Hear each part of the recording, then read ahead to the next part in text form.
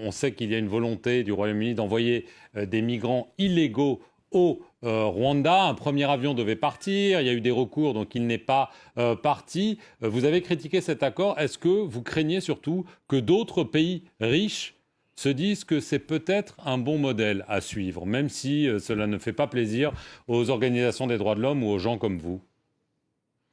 Euh, je ne sais même pas si c'est vraiment un accord migratoire. À mon avis, si cet accord était mis en œuvre, ce qui n'est pas le cas pour l'instant parce qu'il a été bloqué par la Cour européenne des droits de l'homme, mais s'il était mis en œuvre, à mon avis, il ne réglerait rien. Donc, il n'est pas vraiment un accord migratoire.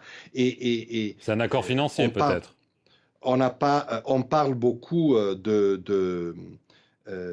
migrants illégaux, vous l'avez dit, qui seraient transférés au Rwanda. Il s'agit de demandeurs d'asile qui seraient envoyés au Rwanda.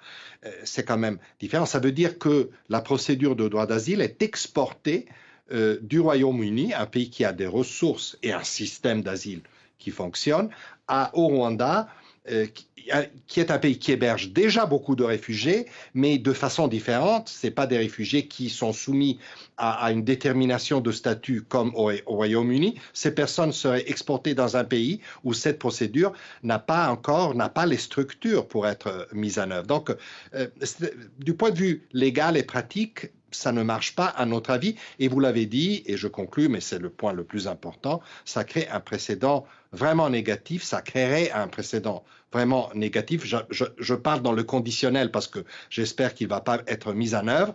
Parce que si un pays comme le Royaume-Uni ne veut plus faire la détermination du statut de réfugié, qu'est-ce que je peux dire aux pays qui reçoivent beaucoup plus de réfugiés et qui ont beaucoup moins de ressources? Ils pourraient me dire demain, mais moi aussi je ne veux plus recevoir les gens, qu'ils aillent ailleurs, on va les envoyer ailleurs.